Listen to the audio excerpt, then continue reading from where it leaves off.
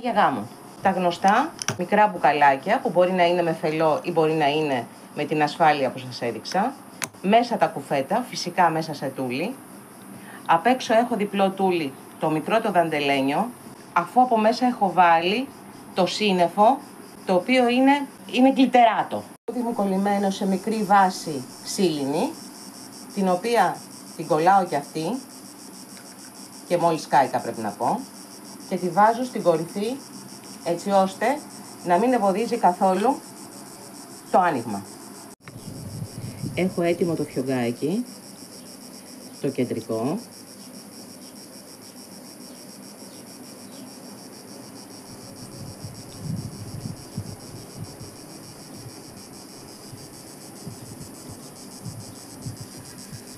Και η μπομπονιέρα μας του γάμου είναι έτοιμη.